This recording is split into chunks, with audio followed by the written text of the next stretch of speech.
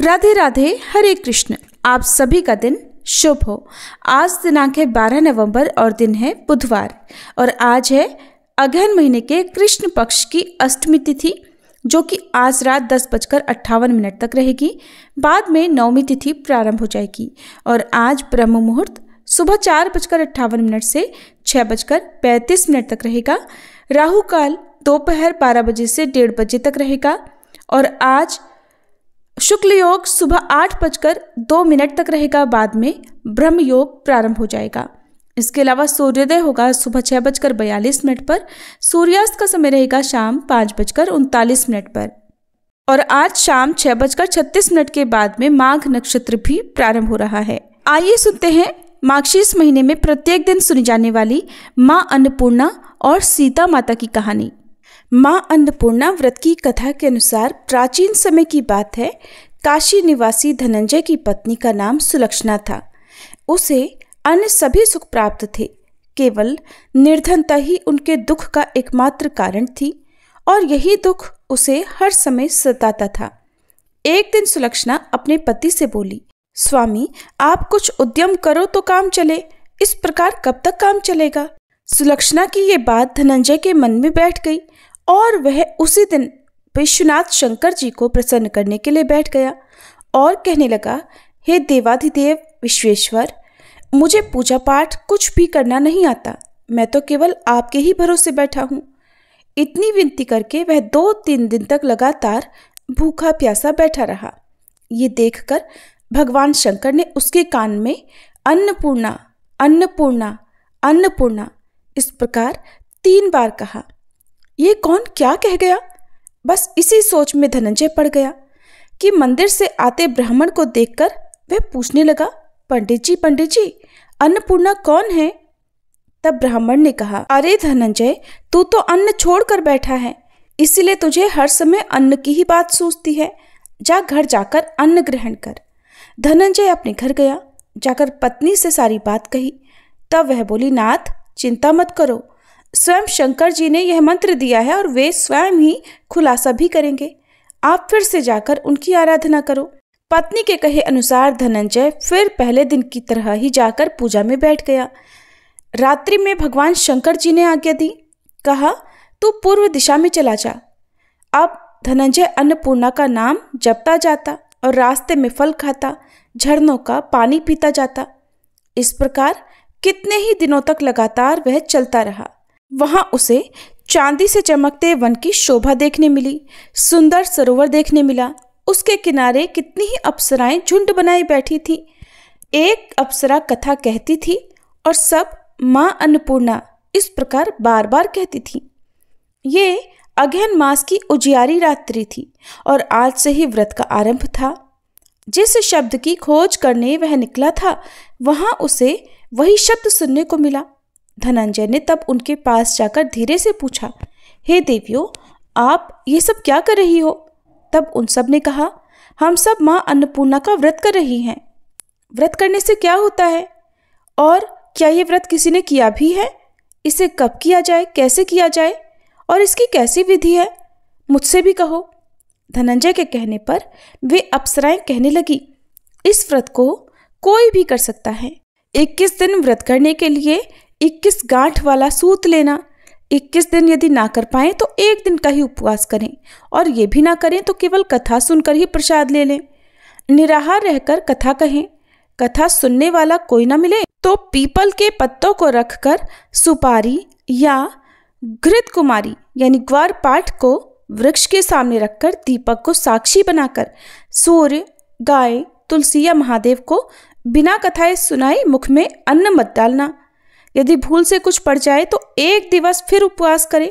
व्रत के दिन क्रोध ना करें और झूठ ना बोलें। अप्सराओं के द्वारा विधि बताने पर धनंजय बोला, फिर बताइए इस व्रत के करने से क्या होगा। तब वे कहने लगी, इसके करने से अंधे को नेत्र मिल जाता है, लूलों को हाथ मिल जाता है, निर्धन के घर धन के भंडार भर जाते हैं, बांझन को संतान मिलती है, मूर्ख को विद्या मिलती है और जो जिस कामना से व्रत को करता है माँ उसकी वह हर कामना पूर्ण करती हैं। धनंजय कहने लगा, बहनों, मेरे घर में भी धन नहीं है, विद्या नहीं है, कुछ भी तो नहीं है मेरे पास, मैं तो दुखिया ब्राह्मण हूँ, मुझे इस व्रत का सूत दोगी क्या? हाँ भाई, तेरा कल्याण हो, हम तुझे सूत देंगी, ले इस व्रत का मंगल सूत ले ले। तब धनंजय ने उन अप्सराओं से सूत लेकर व्रत को किया। व्रत पूरा हुआ। तभी सरोवर में से 21 खंड की स्वर्ण सीढ़ी हीरा मोती जड़ी हुई प्रकट हुई। धनंजय जय अन्नपूर्णा कहता जाता था। इस प्रकार जाने कितनी ही सीढ़ियां वह उतरता गया। तब अंदर जाकर उसने क्या देखा कि करोड़ों सूर्यों से प्रकाशमान मां अन्नपूर्णा का मंदिर है। उसके सामने स्वर्ण सिंहासन पर मां अन्नपूर्णा विराजमान है। सामने भिक्षा हेतु शंकर भगवान खड़े हैं। देवांगनाएं चवर डुला रही हैं। कितने ही हथियार बांधे पहरा दे रही हैं। धनंजय दौड़कर मां जगदम्बा के चरणों में गिर पड़ा। देवी उसके मन का दुख जान गई। धनंजय हाथ जोड़कर कहने लगा, माता, आप तो अंतर्यामिनी हैं, आपको मैं अपनी दशा भला क्या बताऊं, आप तो सब कुछ जानती हैं। तब माता बोली, तुमने मेरा व्रत किया है, जा संसार तुम्हारा सत्कार करेगा। माता ने धनंजय की जिह्वा पर बीज मंत्र लिख दिया। अब तो उसके रोम रोम में विद्या प्रकट हो गई। इतने में क्या देखता है कि वह काशी विश्वनाथ के मंदिर में खड़ा है। मां का वरदान लेकर धनंजय घर आया। अपनी पत्नी सुलक्षणा से सारी बात कही। माता जी की कृपा से उसके घर में धन संपत्ति उमड़ने लगी। छोटा सा घर बहुत बड़ा गिना जाने लगा। जैसे शहद के छत्ते में मक्खियां जमा हो जाती हैं, उसी प्रकार अनेक सगे संबंधी आकर उसकी पढ़ाई करने लगे। कहने लगे, इतना धन और इतना बड़ा घर, सुंदर संतान नहीं है तो फिर इस कमाई को कौन भोगेगा? सुलक्षणा से तो कोई संतान हुई नहीं, इसलिए तुम दूसरा विवाह कर लो। अनिच्छा होते हुए भी धनंजय को दूसरा विवाह करना पड़ा और सती सुलक्षणा को सौतन का दुख झेलना पड़ा। इस प्रकार धीरे धीरे दिन बीतते गए। फिर अगहन मास आया। नए बंधन से बंधे पति से सुलक्षणा ने कहलवाया कि इस व्रत के प्रभाव से ही हम सुखी हुए हैं, इस कारण यह व्रत छोड़ना नहीं चाहिए। ये माता जी का प्रताप है जो हम इतने संपन्न और सुखी हुए हैं। सुलक्षणा की बात सुनकर धनंजय उसके यहाँ आया और व्रत में बैठ गया। नई बहू को इस व्रत के बारे में कुछ भी पता नहीं थी। वो तो धनंजय के वापस घर लौटने की राह देख रही थी। दिन बीतते गए और व्रत पूर्ण होने में केवल 3 दिन बाकी थे कि तभी नई बहू को खबर मिल गई। उसके मन में ईर्ष्या की ज्वाला दहक रही थी।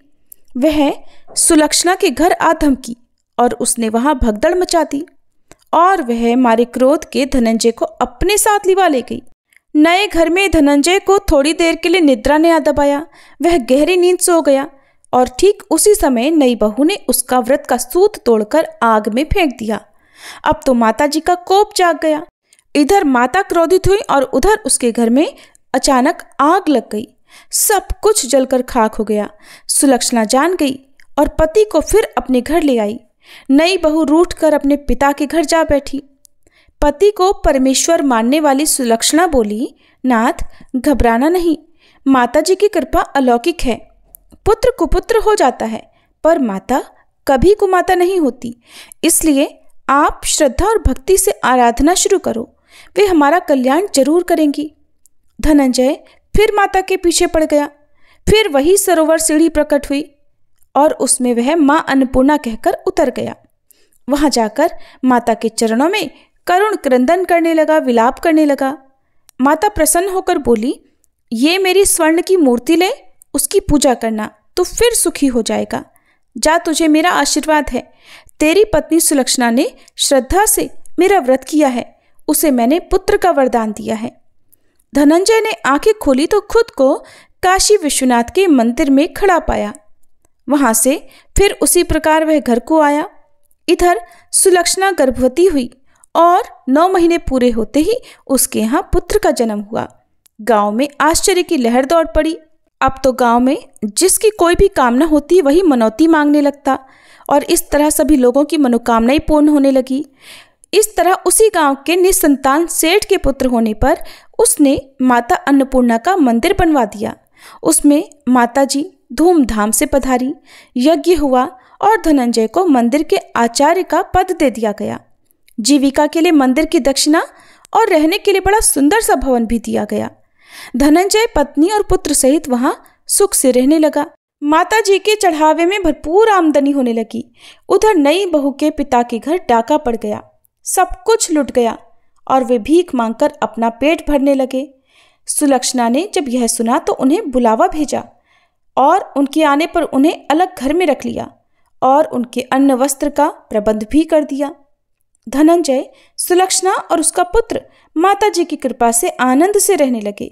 माता जी ने जैसे उनके भंडार भरे वैसे सबके भंडार भरे। सभी प्रेम से बोलिए, अन्नपूर्णा माता की जय। अब सुनिए सीता नित्यनेम की कहानी। इस कहानी को सीता माता कहती थी और प्रभु श्री राम सुना करते थे। एक दिन श्री राम भगवान को किसी काम के लिए बाहर जाना पड़ा तो सीता माता कहने लगी कि भगवान, मेरा तो 12 वर्ष का नित्यनेम है, अब आप बाहर जाएंगे तो मैं अपनी कहानी किसे सुनाऊंगी। तब श्री राम ने कहा कि सीते, आप कुएं की पाल पर जाकर बैठ जाना और वहां पर जो भी औरतें पानी भरने आएंगी उन्हें अपनी कहानी सुना दिया करना। सीता माता कुएं की पाल पर जाकर बैठ गई। तभी एक स्त्री आई। उसने रेशम की जरी की साड़ी पहन रखी थी और सोने का घड़ा ले रखा था। सीता माता उसे देखकर कहने लगी, बहन, मेरा 12 वर्ष का नित्यनेम सुन लो। पर वह स्त्री बोली कि मैं तुम्हारा नित्यनेम सुनूंगी तो मुझे तो घर जाने में देर हो जाएगी और मेरी सास मुझसे झगड़ा करेगी। इसलिए उसने कहानी नहीं सुनी और अपने घर चली गई। लेकिन उसके घर जाते ही उसकी रेशम जरी की साड़ी फट गई, सोने का घड़ा मिट्टी के घड़े में बदल गया। सासू ने देखा तो पूछा, अरे बहू, ये किसका दोष अपने सिर लेकर आ गई है। बहू बोली, माँ जी, कुएं पर एक औरत बैठी थी, उसने अपनी कहानी सुनने के लिए कहा, लेकिन मैंने नहीं सुनी, शायद उसी का ये फल मुझे मिला है। बहू की बात सुनकर अगले दिन वही साड़ी और वही घड़ा लेकर सास कुएं की पाल पर गई। सास को वहीं पर सीता माता बैठी मिली तो माता सीता ने कहा, बहन, मेरी कहानी सुन लीजिए। सासू बोली, एक बार छोड़, मैं तो 4 बार कहानी सुन लूंगी।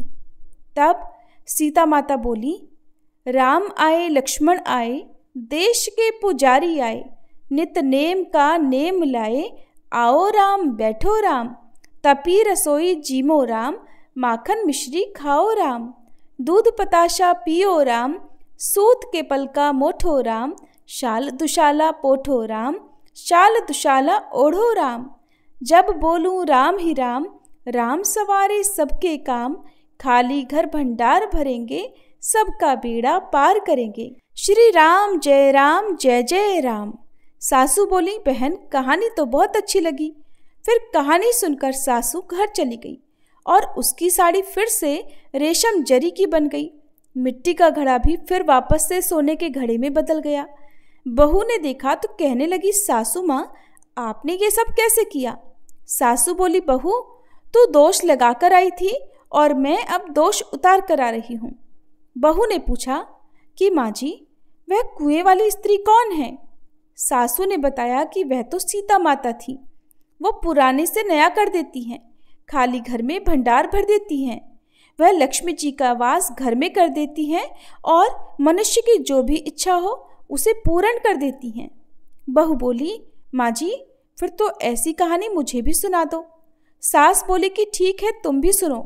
फिर सास ने कहानी शुरू की। राम आए लक्ष्मण आए, देश के पुजारी आए, नित नेम का नेम लाए, आओ राम बैठो राम, तपी रसोई जीमो राम, माखन मिश्री खाओ राम, दूध बताशा पियो राम, सूत के पल का मोठो राम, शाल दुशाला पोठो राम, शाल दुशाला ओढ़ो राम, जब बोलूं राम ही राम, राम सवारे सबके काम, खाली घर भंडार भरेंगे, सबका बेड़ा पार करेंगे, बोलो श्री राम जय जय राम। कहानी सुनकर बहू बोली, माँ जी, कहानी तो बहुत अच्छी है। सासू ने कहा, ठीक है, अब से हम इस कहानी को रोज किया करेंगे। अब सास बहू रोज सवेरे उठती, नहाती धोती और पूजा करने के बाद नित नेम की सीता माता की कहानी कहती। एक दिन की बात है, उनके यहाँ पड़ोस की एक औरत आई और बोली कि बहन, जरा सी आँच तो देना। तो बहू बोली कि आज तो अभी हमने जलाई ही नहीं। पड़ोसन बोली, तो फिर तुम सुबह 4 बजे से उठकर क्या कर रही हो? तो उन्होंने कहा कि हम तो सुबह सुबह उठकर पूजा करते हैं, फिर सीता माता की नित्यनेम की कहानी कहते हैं। पड़ोसन ने उनकी बात सुनकर फिर कहा कि सीता माता की कहानी कहने से तुम्हें क्या मिला? तब वे दोनों बोली कि सीता माता की कहानी कहने से घर में भंडार भर जाते हैं, सारे काम पूर्ण हो जाते हैं, मन की इच्छा भी पूरी होती है। पड़ोसन ने कहा, बहन अगर ऐसा है तब तो फिर मुझे भी कहानी सुना दो। तब बहू बोली कि ठीक है, तुम भी ये कहानी सुन लो। राम आए लक्ष्मण आए, देश के पुजारी आए, नित नेम का नेम लाए। आओ राम बैठो राम, तपी रसोई जीमो राम, माखन मिश्री खाओ राम, दूध बताशा पियो राम, सूत के पल का मोठो राम, शाल दुशाला पोठो राम, शाल दुशाला ओढ़ो राम। जब बोलू राम ही राम, राम सवारे सबके काम, खाली घर भंडार भरेंगे, सबका बेड़ा पार करेंगे, श्री राम जय जय राम। पड़ोसन ने इस कहानी को सुना तो कहने लगी, बहन कहानी तो बहुत अच्छी लगी। अब वह पड़ोसन भी नित्यनेम सीता माता की कहानी कहने लगी। कहानी कहने से सीता माता ने पड़ोसन के भी धन के भंडार भर दिए। देखते ही देखते अब तो पूरे मोहल्ले में नित्यनेम की कथा चल पड़ी और हर किसी की मनोकामना पूर्ण होने लगी। हे सीता माता, जैसे आपने उन सभी के भंडार भरे, वैसे ही हमारे भी भरना।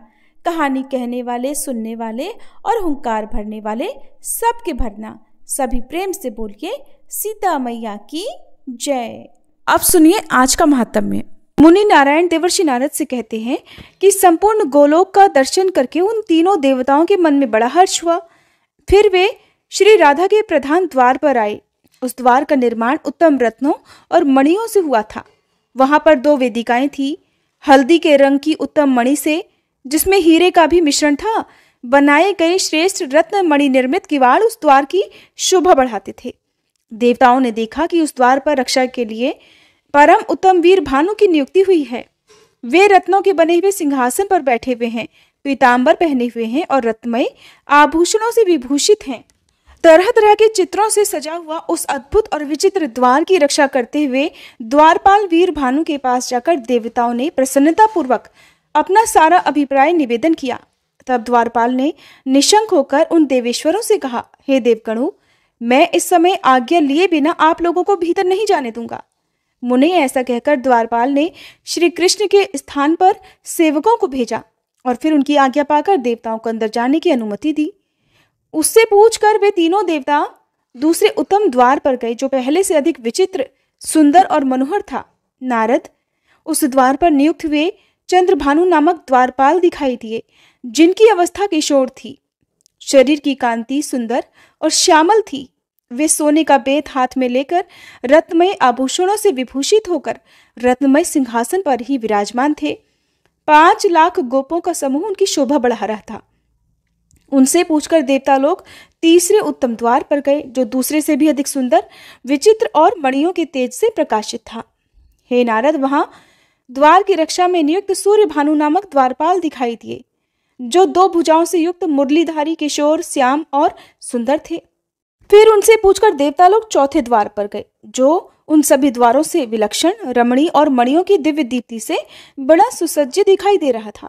अद्भुत और विचित्र रत्न समूहों से जटित होने के कारण उस द्वार की सुंदरता और भी अधिक बढ़ गई थी। और उस द्वार की रक्षा करने के लिए ब्रजराज वसुभानु नियुक्त थे। देवता लोग उनसे मिले। वे भी किशोर अवस्था के सुंदर और श्रेष्ठ पुरुष थे। हाथ में मणिमय दंड लिए हुए थे। रमणीय आभूषणों से विभूषित होकर रत्न सिंहासन पर बैठे हुए थे। पके हुए बिंब फल के समान लाल होठ और मंद मंद मुस्कान से वो अत्यंत मनोहर दिखाई देते थे। देवता लोग उनसे पूछकर फिर 5वें द्वार पर गए। वह हीरे की दीवारों पर अंकित विचित्र चित्रों से अत्यंत प्रकाशमान दिखाई देता था। वहां देवभानु नामक द्वारपाल मिले, जो कि रत्नमय आभूषण धारण करके ही मनोहर सिंहासन पर आसीन थे। इस प्रकार एक एक करके 10 द्वार तक वे सभी देवतागण गए। फिर 11वें द्वार पर जब वे गए तो वह द्वार अत्यंत विचित्र और अद्भुत था। वहां सुंदर चित्र अंकित थे और उस द्वार के द्वारपाल थे ब्रजराज श्रीदामा, जिन्हें राधिका जी अपने पुत्र के समान ही मानती थी। वे पीताम्बर से विभूषित थे, बहुमूल्य रत्नों द्वारा रचित रम्य सिंहासन पर आसीन थे। उनका रूप बड़ा ही मनोहर था। वे अपने कपोलों के योग्य कानों में उत्तम रत्नमय कुंडल धारण करके प्रकाशित हो रहे थे। करोड़ों गोपों से घिरे होने के कारण राजाधिराज से भी अधिक उनकी शोभा होती थी। फिर उनकी अनुमति लेकर देवता लोग प्रसन्नता पूर्वक 12वें द्वार पर गए, जहाँ की बहुमूल्य रत्नों की बनी हुई बहुत सी वेदिकाएं प्रकाशित हो रही थी। वह विचित्र द्वार सबके लिए दुर्लभ, अदृश्य और अश्रुत था। उन्होंने कभी उस द्वार के बारे में सुना तक नहीं था। देवताओं ने देखा कि 12वें द्वार की रक्षा में सुंदरी गोपांगनाएं नियुक्त हुई हैं और वे सब की सब रूप यौवन से संपन्न, रत्न आभूषणों से विभूषित, पीताम्बर धारिणी और बंधे हुए केश कलाप के भार से सुशोभित थी। वे चंदन, अगुरु, कस्तूरी और कुमकुम के द्रव्य से अपना श्रृंगार किए हुए थी। वहां 100 कोटि गोपियों में एक श्रेष्ठ गोपी थी, जो कि श्री हरि को भी परम प्रिय थी। उन करोड़ों गोपिकाओं को देखकर देवताओं को बड़ा विस्मय हुआ। मुने उन सब गोपियों से अनुमति लेकर फिर वे देवता प्रसन्नता पूर्वक दूसरे द्वार पर गए। इस तरह क्रमशः 3 द्वारों पर उन्होंने देखा, श्रेष्ठ और अत्यंत मनोहर गोपांगनाएं उसकी रक्षा कर रही थी। वे सुंदरियों में भी सुंदरी, रमणीया, मान्या और शोभाशालिनी हैं। सब की सब सौभाग्य में बढ़ चढ़ी और श्री राधिका जी की प्रिया हैं। इस प्रकार वे तीनों द्वार स्वप्नकालिक अनुभव के समान अद्भुत और अवर्णनीय थे। उन सबको देखकर और उन गोपांगनाओं से बात करके आश्चर्यचकित हुए वे तीनों देवेश्वर फिर 16वें मनोहर द्वार पर गए, जो कि श्री राधिका जी के अंतःपुर का द्वार था। वे सब द्वारों में प्रधान और केवल गोपांगनाओं द्वारा ही रक्षा के योग्य था। उस द्वार पर केवल गोपांगनाओं की ही नियुक्ति थी। श्री राधा जी की जो 33 समवयस्का सखियां थीं, वे ही इस द्वार का संरक्षण करती थीं, अर्थात रक्षा किया करती थीं। द्वार पर खड़े हुए देवताओं ने उन सब को देखा। वह द्वार श्रेष्ठ रत्न निर्मित मणिरत्नों की वेदिकाओं से सुशोभित था। इंद्रनील मणि के बहुत से खंभे उसकी शोभा बढ़ा रहे थे। उनके बीचों बीच सिंदूरी रंग की लाल मणियां जड़ी हुई थी और उस द्वार को पारिजात पुष्पों की मालाओं से सजाया गया था। उन्हें छूकर बहने वाली हवा वहां चारों ओर सुगंध फैला रही थी। राधिका जी के उस परम आश्चर्यमय अंतःपुर के द्वार का अवलोकन करके, अर्थात उस द्वार को देखकर देवताओं के मन में श्री कृष्ण चरणारविंदों के दर्शन की इच्छा जाग उठी। उन्होंने उन सखियों से पूछकर शीघ्र ही द्वार के भीतर प्रवेश किया। प्रवेश करते ही उन सभी के शरीरों में रोमांच हो आया। भक्ति के उद्वेग से उनकी आंखें भर आई थी। उनके मुख और कंधे कुछ कुछ झुक गए थे। अब देवताओं ने श्री राधिका जी के उस श्रेष्ठ अंतःपुर को बड़ी निकटता से देखा, एकदम पास से देखा। नारद, करोड़ों रत्नमय कलश और रत्न निर्मित पात्र वहां पर सजाकर रखे गए थे, जो बहुमूल्य होने के साथ ही बहुत सुंदर थे। उनसे उस दरबार की बड़ी शोभा हो रही थी। तरह तरह के वाद्यों की मधुर ध्वनि वहां गूंज रही थी। वीणा के स्वर यंत्रों के साथ ही गोपियों का सुमधुर संगीत भी सुनाई पड़ता था। ऐसे अंतःपुर को देखकर वे देवता विस्मय से विमुग्ध हो उठे। उन्होंने वहां मधुर गीत सुना और उत्तम नृत्य भी देखा। वे सब देवता वहां स्थिर भाव से खड़े हो गए। उन सब का मन ध्यान में लीन हो रहा था। उन देवेश्वरों को वहां रमणीय रत्न सिंहासन दिखाई दिया, जो 100 धनुषों के बराबर बड़ा था। वह सब ओर से मंडलाकार दिखाई देता था। श्रेष्ठ रत्नों के बने हुए छोटे छोटे कलश समूह में जुड़े हुए थे। करोड़ों सूर्यों के समान वह प्रकाशमान हो रहा था। उस तेज स्वरूप को देखकर वे देवता ध्यान मगन हो गए और भक्तिभाव से मस्तक और कंधे झुकाकर बड़ी श्रद्धा के साथ उसको प्रणाम करने लगे। उस समय परमानंद की प्राप्ति से उनकी आंखों में आंसू भर आए। सारे अंग पुलकित हो गए और ऐसे जान पड़ते थे मानो उनकी सारी इच्छाएं, सारी मनोरथ पूर्ण हो गए हों। उन तेजस स्वरूप परमेश्वर को प्रणाम करके वे तीनों देवेश्वर उठकर खड़े हो गए और उन्हीं का ध्यान करते हुए उस तेज के सामने गए। ध्यान करते करते जगत सृष्टा ब्रह्मा जी के दोनों हाथ जुड़ गए और उन्होंने शिव जी को दाहिने और धर्म को बाएं कर लिया। फिर भक्ति के उद्वेग से अपने मन को ध्यान मगन करके उन परात्मा गुणातीत परमात्मा जगदीश्वर श्री कृष्ण की स्तुति करने लगे। श्री ब्रह्मा जी बोले, जो वर, वरेण्य, वरद और संपूर्ण प्राणियों की उत्पत्ति के कारण है, उन तेज स्वरूप परमात्मा को मैं नमस्कार करता हूँ, जो मंगलकारी, मंगल के योग्य, मंगलदायक और समस्त मंगलों के आधार हैं। उन तेजोमय परमात्मा को मैं नमस्कार करता हूँ। प्रभु, आप निराकार होते हुए भी दिव्य आकार धारण करते हैं, इंद्रियातीत होकर भी इंद्रिय युक्त होते हैं। आप सबके साक्षी हैं, परंतु आपका साक्षी कोई नहीं है। आप तेजोमय परमेश्वर को मेरा नमस्कार है। आपके पैर नहीं है तो भी आप चलने की योग्यता रखते हैं, नेत्रहीन होकर भी सभी को देखते रहते हैं, हाथ और मुख से रहित होकर भी भोजन करते हैं। आप तेजोमय परमात्मा को मेरा नमस्कार है। विद्वान पुरुष उसी का वर्णन कर सकते हैं, वेद में जो वस्तु निरूपित होती है, जिसका वेद में भी निरूपण नहीं हो सका है, आपके उस तेजोमय स्वरूप को मैं नमस्कार करता हूँ। हे परमेश्वर, आपका जो परम सुंदर और कमनीय किशोर रूप है, जो मंत्रोक्त ध्यान के अनुरूप है, आप उसी का हमें दर्शन कराइए, जिसकी अंग कांति नूतन जलधर के समान श्याम है, जो पीतांबरधारी और परम सुंदर है, जिसके दो भुजाएं, हाथों में मुरली और मुख पर मंद मंद मुस्कान है, जो अत्यंत मनोहर है, माथे पर मोर पंख का मुकुट धारण करता है, मालती के पुष्प समूहों से जिसका श्रृंगार किया गया है, जो चंदन, अगरू, कस्तूरी और केसर के अंगराग से चर्चित है, अमूल्य रत्नों के सार तत्व से निर्मित आभूषणों से विभूषित है, बहुमूल्य रत्नों के बने हुए किरीट मुकुट जिसके मस्तक को उद्भासित कर रहे हैं, जिसका मुखचंद्र शरत काल के प्रफुल्ल कमलों की शोभा को भी चुरा लेता हो, जो पके हुए बिंबफल के समान लाल होठों से सुशोभित है, परिपक्व अनार के बीज की तरह चमकीली दंत पंक्ति जिसके मुख की सुंदरता को और भी बढ़ाती है, जो रास रस के लिए उत्सुक होकर केली कदम के नीचे खड़ा है, गोपियों के मुख की ओर देखता है और श्री राधा के वक्ष स्थल पर विराजित है। आपके उसी केली रसोत्सुक रूप को देखने की हम सबकी इच्छा है। ऐसा कहकर विश्व विधाता ब्रह्मा जी उन्हें बारंबार प्रणाम करने लगे। धर्म और शंकर जी ने भी इस स्तोत्र से उनकी स्तुति की। हे मुने, उन देवों ने खड़े खड़े पुनः उनकी स्तुति की। फिर वे सब के सब वहां भगवान श्री कृष्ण के तेज से व्याप्त होने लगे। धर्म, शिवजी और ब्रह्मा जी के द्वारा किए गए इस स्तवन को जो प्रतिदिन श्री हरि की पूजा काल में भक्ति पूर्वक पढ़ता है या सुनता है, वह उनकी अत्यंत दुर्लभ और दृढ़ भक्ति प्राप्त कर लेता है।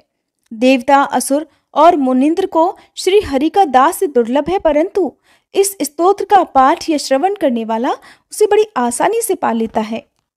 वह संपूर्ण सौभाग्य और आरोग्य लाभ करता है। उसके यश से सारा जगत पूर्ण हो जाता है। वह इस लोक में पुत्र, विद्या, स्थिर लक्ष्मी, साध्वी, सुशीला पतिव्रता पत्नी, सुस्थिर संतान और चिरकाल स्थायिनी कीर्ति प्राप्त कर लेता है और अंत में उसे श्री कृष्ण के निकट स्थान प्राप्त हो जाता है। श्री नारायण कहते हैं, हे मुने, उस तेज पुंज के सामने ध्यान और स्तुति करके खड़े हुए उन देवताओं ने उस तेजो राशि के मध्य भाग में एक कमनीय शरीर को देखा, जो सजल जलधर के समान श्याम कांति से युक्त और परम मनोहर था। उसके मुख पर मंद मंद मुस्कान छा रही थी। उसका रूप परमानंद जनक और त्रिलोकी के मन को भी मोह लेने वाला था। उसके दोनों गालों पर मकराकार कुंडल जगमगा रहे थे। उत्तम रत्नों के बने हुए नुपुरों से उनके चरणों की बड़ी शोभा हो रही थी। उसी तेज पुंज में देवताओं ने मनोहर अंग वाली श्री राधा को भी देखा। वे मंद मंद मुस्कान के साथ अपनी ओर देखते हुए प्रेतम को तिरछी चितवन से देख रही थी। उन श्रेष्ठ परमेश्वर और सुंदरी परमेश्वरी का दर्शन करके सभी देवताओं को बड़ा आश्चर्य हुआ। उनके तो संपूर्ण मनोरथ पूर्ण हो गए थे। इसलिए अब उन सभी देवताओं ने फिर से भगवान की स्तुति आरंभ कर दी। ब्रह्मा जी बोले, हे परमेश्वर, मेरा मन रूपी भ्रमर आपके चरणों में लगातार प्रेम भक्ति पूर्वक भ्रमण करता रहे। शांति रूपी औषधि देकर मेरे जन्म मरण के रोग से आप मेरी रक्षा कीजिए और मुझे सुदृढ़ और अत्यंत परिपक्व भक्ति और दास्य भाव दीजिए। भगवान शंकर कहने लगे, हे प्रभु, भव सागर में डूबा हुआ मेरा मन रूपी मत्स्य सदा ही इस घोर संसार रूपी कुएं में चक्कर लगाता रहता है। सृष्टि और संहार यही इसका अत्यंत निंदनीय विषय है। आप इस विषय को दूर कर दीजिए और अपने चरणों की भक्ति मुझे दे दीजिए। धर्म बोले, हे मेरे ईश्वर, आपके आत्मीय जनों के साथ साथ मेरा सदा समागम होता रहे। जो विषय रूपी बंधन को काटने के लिए तीखी तलवार का काम करता है और आपके चरणों में स्थान दिलाने का एकमात्र कारण है। प्रभु, आप जन्म जन्म में मुझे अपने चरणों की भक्ति प्रदान कीजिए। भगवान नारायण कहते हैं, हे देवर्षि, इस प्रकार स्तुति करके मनोरथ पूर्ण हुए वे तीनों देवता कामनाओं की पूर्ति करने वाले श्री राधा वल्लभ के सामने खड़े हो गए। देवताओं की ये स्तुति सुनकर कृपा निधान श्री कृष्ण के मुखारविंद पर मंद मंद मुस्कान खिल उठी।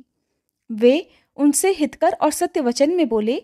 भगवान श्री कृष्ण ने कहा, तुम सब लोग इसी समय मेरे धाम में पधारे हो और यहाँ तुम्हारा स्वागत है। शिव जी के आश्रय में रहने वाले लोगों का तो कुशल पूछना उचित ही नहीं है। यहाँ आकर आप सभी निश्चिंत हो जाइए। मेरे रहते भला आपको क्या चिंता है? मैं समस्त जीवों के भीतर विराजमान हूं, लेकिन स्तुति से ही प्रत्यक्ष होता हूं। आपका जो अभिप्राय है वह सब मैं निश्चित रूप से जानता हूं। हे देवताओं, शुभ और अशुभ जो भी कर्म है वो सब समय पर ही होगा। बड़ा और छोटा सब कार्य काल से ही संपन्न होता है।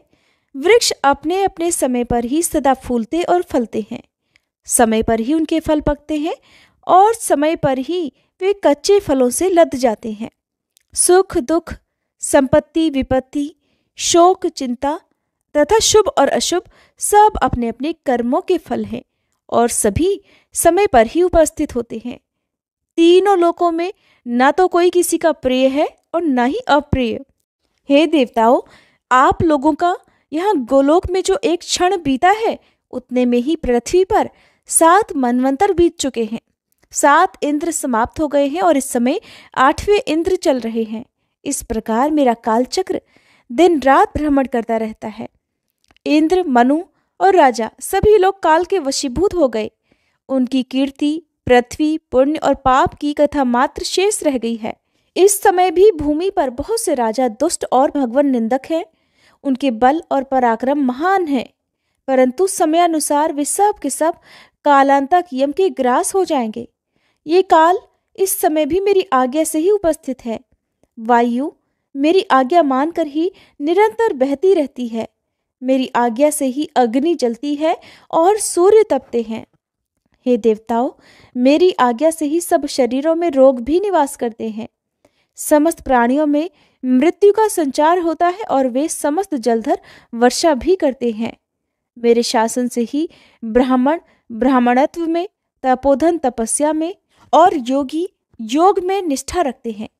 वे सब के सब मेरे भय से भीत होकर ही स्वधर्म कर्म के पालन में लीन हैं। जो मेरे भक्त हैं वे सदा निशंक रहते हैं, क्योंकि वे कर्म का निर्मूलन करने में समर्थ हैं।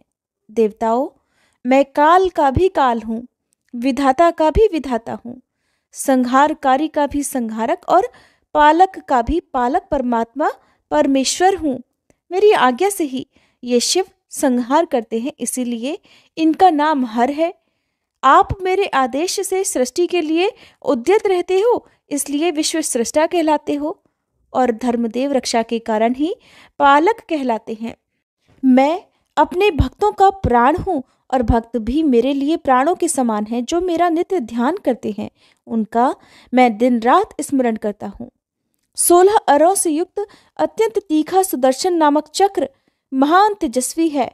संपूर्ण जीवधारियों में जितना भी तेज है वह सब उस चक्र के तेज के 16वें अंश के बराबर भी नहीं है। आप सब देवता और प्राणाधिका लक्ष्मी जी भी मुझे भक्त से बढ़कर प्यारी नहीं है। हे देवेश्वरों, भक्तों का भक्ति पूर्वक दिया हुआ जो द्रव्य है उसे तो मैं बड़े प्रेम से ग्रहण करता हूँ, लेकिन अभक्तों की दी हुई कोई भी वस्तु मैं नहीं खाता। निश्चय ही उसे राजा बलि ही भोगते हैं। जो अपने पति, पत्नी, पुत्र आदि स्वजनों को त्याग कर दिन रात मुझे ही याद करते हैं, उनका स्मरण मैं भी आप लोगों को त्याग कर सदा किया करता हूँ। जो लोग भक्तों और गौओं और ब्राह्मणों से द्वेष रखते हैं, यज्ञों और देवताओं की हिंसा करते हैं, वे शीघ्र ही उसी तरह नष्ट हो जाते हैं जैसे जलती हुई अग्नि में तिनके हो जाया करते हैं। जब मैं उनका घातक बनकर उपस्थित होता हूँ तब कोई भी उनकी रक्षा नहीं कर पाता। देवताओं, मैं पृथ्वी पर जाऊंगा, अब आप लोग भी अपने स्थान को पधारो और शीघ्र ही अपने अंश रूप से भूतल पर अवतार लो। ऐसा कहकर जगदीश्वर श्री कृष्ण ने गोपों और गोपियों को बुलाकर मधुर, सत्य और समयोचित बातें कही। गोपों और गोपियों, सुनो, तुम सब के सब नंदराय जी का जो उत्कृष्ट व्रज है वहां जाओ और उस व्रज में अवतार ग्रहण करो। राधिके, तुम भी शीघ्र ही वृषभानु के घर पधारो। वृषभानु की प्यारी पत्नी बड़ी साध्वी है, उनका नाम कलावती है। वे सुबल की पुत्री हैं और लक्ष्मी जी के अंश से प्रकट हुई हैं। वास्तव में वे पितरों की मानसी कन्या हैं और नारियों में धन्या और मान्या समझी जाती हैं। पूर्व काल में दुर्वासा के श्राप से उनका ब्रजमंडल में गोप के घर में जन्म हुआ है। अब तुम उन्हीं कलावती की पुत्री होकर जन्म ग्रहण करो और शीघ्र ही नंद ब्रज में जाओ। हे कमलानने, मैं बालक रूप से वहां आकर तुम्हें प्राप्त करूंगा। राधे, तुम मुझे प्राणों से भी अधिक प्यारी हो और मैं भी तुम्हें प्राणों से अधिक प्यारा हूं। हम दोनों का कुछ भी एक दूसरे से अलग नहीं है, हम सदैव एक रूप हैं। मुने, ये सुनकर श्री राधा प्रेम से विवल होकर वहां रो पड़ी और अपने नेत्र चकोरों द्वारा श्री हरि के मुख चंद्र की सौंदर्य सुधा का पान करने लगी। अब भगवान श्री कृष्ण ने कहा, गोप और गोपियों, तुम भूतल पर श्रेष्ठ गोपों के शुभ घर घर में जन्म लो। श्री कृष्ण की ये बात पूरी होते ही वहां सभी लोगों ने देखा कि एक उत्तम विमान वहां पर आ गया। वह श्रेष्ठ मणिरत्नों के सारतत्व और हीरों से विभूषित था। लाखों श्वेत चंवर और दर्पण उस दिव्य विमान की शोभा बढ़ा रहे थे। वह अग्निशुद्ध सूक्ष्म गेरुए वस्त्रों से सजाया गया था। सोने का बनाया हुआ वह सुंदर विमान अनुपम तेज पुंज में दिखाई देता था। उससे सैकड़ों सूर्यों के समान प्रकाश फैल रहा था और उस पर बहुत से श्रेष्ठ पार्षद बैठे हुए थे। उस विमान में एक श्याम सुंदर कमनीय पुरुष दृष्टिगोचर हुए अर्थात दिखाई दिए, जिनके 4 हाथों में शंख, चक्र, गदा और पद्म शोभा पा रहे थे। उन श्रेष्ठ पुरुष ने पीतांबर धारण कर रखा था। उनके मस्तक पर किरीट, कानों में कुंडल और वक्ष स्थल पर वनमाला शोभित हो रही थी। उनकी 4 भुजाएं और मुस्कुराता हुआ मनोहर मुख देखने ही योग्य थे।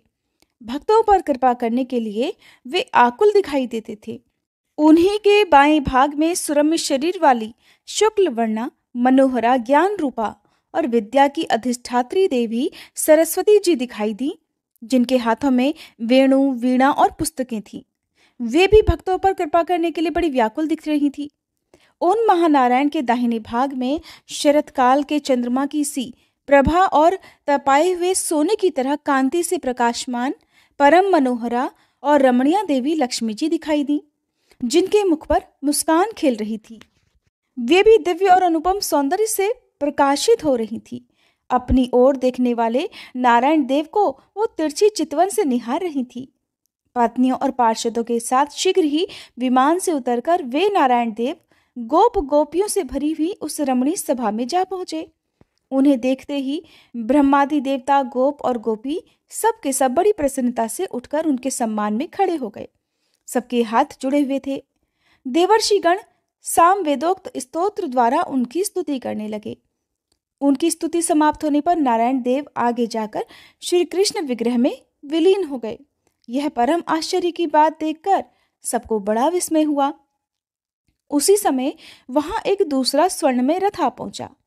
उससे जगत का पालन करने वाले त्रिलोकीनाथ श्री विष्णु स्वयं उतरकर उस सभा में आए।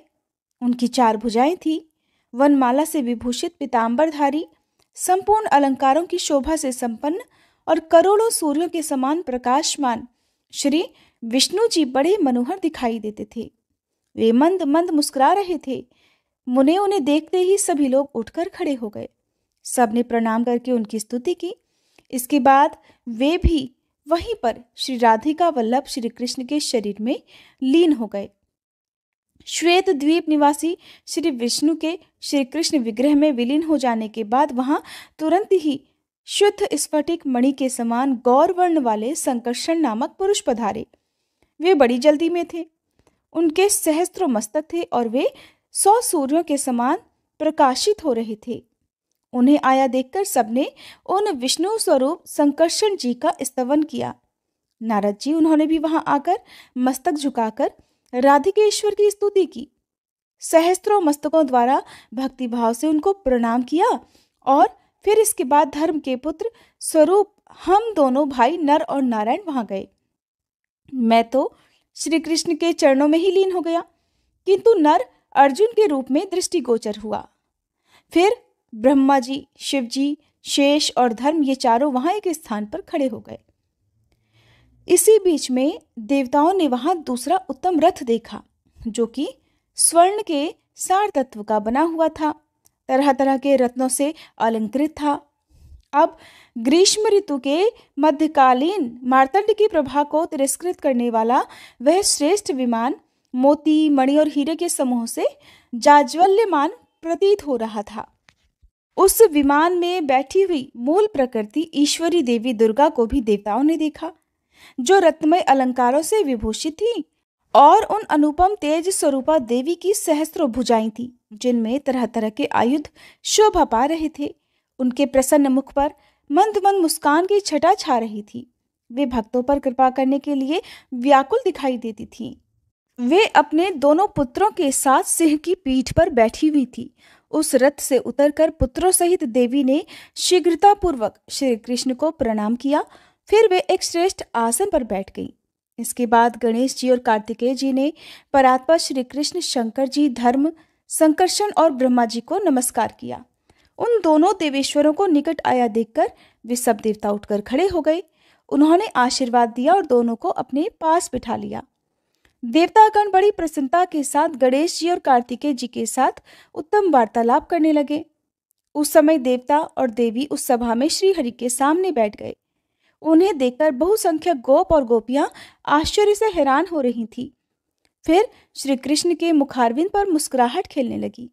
वे लक्ष्मी जी से बोले, हे सनातनी देवी, आप नाना रत्नों से संपन्न भीष्मक के राजभवन में जाओ और वहां विदर्भ देश की महारानी के उदर से जन्म धारण करो। हे साध्वी, मैं स्वयं कुंडिनपुर में जाकर तुम्हारा पानी ग्रहण करूंगा। फिर वे रमा आदि देवियां पार्वती जी को देखकर शीघ्र ही उठकर खड़ी हो गईं। उन्होंने ईश्वरी को रमणीय रत्न सिंहासन पर बिठाया। हे विप्रवर नारद, पार्वती जी, लक्ष्मी जी और सरस्वती जी, ये तीनों देवियां परस्पर यथोचित कुशल प्रश्न करके वहां एक आसन पर बैठ गईं। वे प्रेम पूर्वक गोप कन्याओं से वार्तालाप करने लगी। कुछ गोपियां बड़ी प्रसन्नता के साथ उनके निकट भी बैठ गईं। इसी समय जगदीश्वर श्री कृष्ण ने वहां पार्वती जी से कहा, सृष्टि और संहार करने वाली हे कल्याणमयी महामाया स्वरूपिणी देवी, हे शुभे, आप अंश रूप से नंद जी के ब्रज में जाओ और वहां नंद के घर यशोदा जी के गर्भ में जन्म धारण करो। मैं भूतल पर गांव गांव में आपकी पूजा करवाऊंगा। समस्त भूमंडल में, नगरों और वनों में मनुष्य वहां की अधिष्ठात्री देवी के रूप में भक्ति भाव से आपकी पूजा करेंगे और बड़े ही आनंद से तरह तरह के द्रव्य और दिव्य उपहार तुम्हें अर्पित किया करेंगे। हे शिवे, आप जैसे ही भूतल का स्पर्श करेंगी, वैसे ही मेरे पिता वसुदेव यशोदा जी के सूतिकागार में जाकर मुझे वहां स्थापित कर देंगे और आपको लेकर चले जाएंगे। कंस का साक्षात्कार होने मात्र से आप फिर से शिव जी के समीप चली आओगी और मैं भूतल का भार उतारकर अपने धाम में आ जाऊंगा। ऐसा कहकर श्री कृष्ण तुरंत ही 6 मुख वाले स्कंद से बोले, वत्स सुरेश्वर, आप अंश रूप से भूतल पर जाओ और जामवंती के गर्भ से जन्म ग्रहण करो। सभी देवता अपने अंश से पृथ्वी पर जाएं और जन्म ले। मैं तो निश्चय ही पृथ्वी का भार हरण करूंगा। नारद ऐसा कहकर राधिका नाथ श्रेष्ठ सिंहासन पर जा बैठे। फिर देवता, देवियां, गोप और गोपियां भी बैठ गईं। इसी बीच में ब्रह्मा जी श्री हरि के सामने उठकर खड़े हो गए और हाथ जोड़कर विनय पूर्वक उन जगदीश्वर से बोले। ब्रह्मा जी ने कहा, प्रभु, इस सेवक के निवेदन पर भी ध्यान दीजिए। हे महाभाग, आज्ञा कीजिए कि भूतल पर किसके लिए कहाँ स्थान होगा। स्वामी ही सदा सेवकों का भरण पोषण और उद्धार करने वाला है। सेवक वही है जो सदा भक्तिभाव से प्रभु की आज्ञा का पालन करता है। कौन देवता किस रूप से अवतार लेंगे, देवियां भी किस कला से अवतीर्ण होंगी, भूतल पर कहाँ कहाँ किसका निवास स्थान होगा और वह किस नाम से विख्यात होगा। ब्रह्मा जी की ये बात सुनकर जगदीश्वर श्री कृष्ण ने इस प्रकार उत्तर दिया। श्री कृष्ण भगवान बोले, हे ब्राह्मण, जिसके लिए जहाँ स्थान होगा वह विधिवत बता रहा हूं, सुनो। कामदेव रुक्मणी के पुत्र होंगे और शंबरासुर के घर में जो छाया रूप से स्थित है वह सती मायावती के नाम से प्रसिद्ध रति उनकी पत्नी होगी। तुम उन्हीं रुक्मणी नंदन प्रद्युम्न के पुत्र होगे और तुम्हारा नाम अनिरुद्ध होगा। भारती शोणितपुर में जाकर बाणासुर की पुत्री होंगी। जगदीश्वर अनंत देवकी के गर्भ से आकृष्ट होकर रोहिणी के गर्भ से जन्म लेंगे। माया द्वारा उस गर्भ का संकर्षण होने से उनका नाम संकर्षण होगा। सूर्य तनया यमुना गंगा के अंश के साथ भूतल पर कालिंदी नाम वाली पटरानी होंगी। तुलसी आधे अंश से राजकन्या लक्ष्मणा के रूप में अवतीर्ण होंगी। वेद माता सावित्री नगजित की पुत्री सती सत्या के नाम से प्रसिद्ध होंगी। वसुधा, सत्यभामा और देवी सरस्वती शैव्या होंगी। रोहिणी राजकन्या मित्रविंदा होंगी। सूर्य पत्नी संज्ञा अपनी कला से जगत गुरु की पत्नी रत्नमाला होंगी। स्वाहा एक अंश से सुशीला के रूप में अवतीर्ण होंगी। ये रुक्मणी आदि 9 स्त्रियां हो गईं। अब सभी देवताओं को भगवान श्री कृष्ण ने जो जो आदेश दिया, जिस जिस रूप को धारण करने के लिए कहा, उसका वर्णन आप अगले अध्याय में सुनेंगे। अब सुने श्री कृष्ण चालीसा पाठ। बंशी शोभित कर मधुर नील जलद तन श्याम, अरुण अधर जनु बिंबा फल नयन कमल अभिराम, पूर्ण इंद्र अरविंद मुख पीतांबर शुभ साज, जय मन मोहन मदन छवि कृष्ण चंद्र महाराज, जय यदुनंदन जय जगवंदन, जय वसुदेव देवकी नंदन, जय यशोदासुत नंद दुलारे, जय प्रभु भक्तन के धृग तारे, जय नट नागर नाग नथैया, कृष्ण कन्हैया धेनु चरैया, पुनि नख पर प्रभु गिरिवर धारो, आओ दीनन कष्ट निवारो, वंशी मधुर अधर धरि तेरी, होवे पूर्ण मनोरथ मेरो,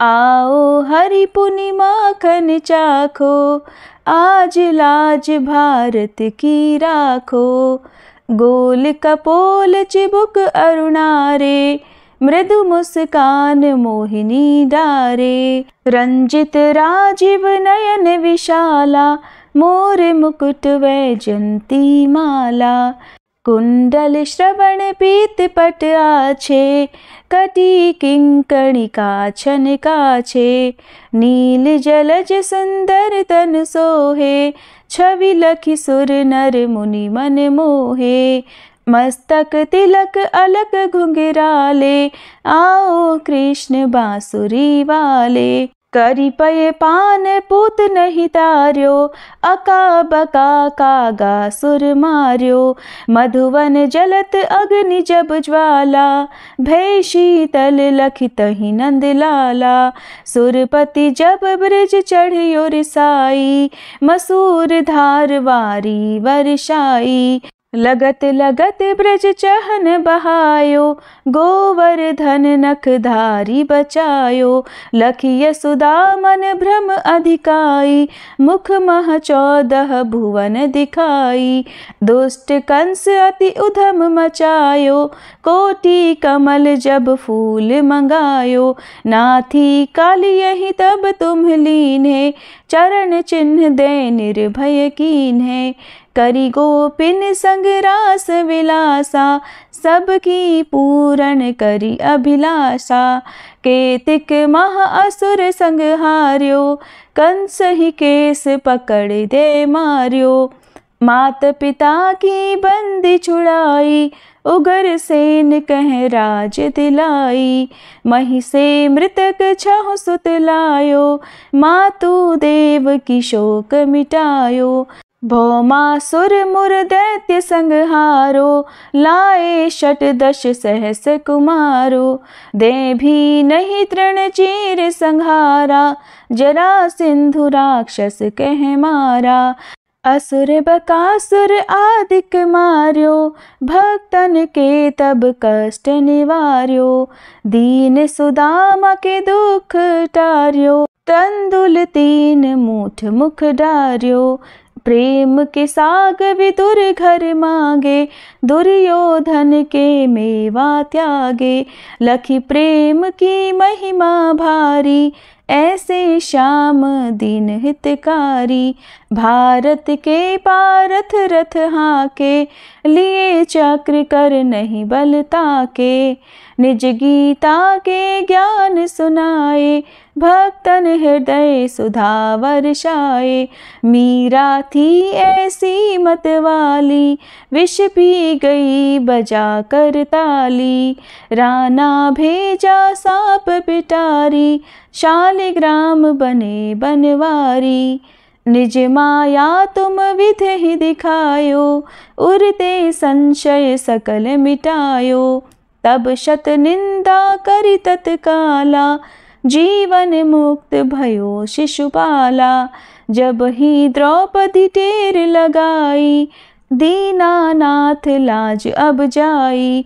तुरत ही वसन बने नंदलाला, बढ़े चीर भय अरि मुँह काला। असनाथ के नाथ कन्हैया, डूबत भंवर बचावत नैया। सुंदर दास आस उरधारी, दया दृष्टि की जय बनवारी। नाथ सकल मम कुमति निवारो, क्षमहु बेगी अपराध हमारो। खोलो पट अब दर्शन दीजे, बोलो कृष्ण कन्हैया की जय। बोलो कृष्ण कन्हैया की जय, बोलो कृष्ण कन्हैया की जय। ये चालीसा कृष्ण का पाठ करे उरधारी, अष्ट सिद्धि नवनिधि फल लहे पदार्थ चारी। बोलो श्री कृष्ण भगवान की जय।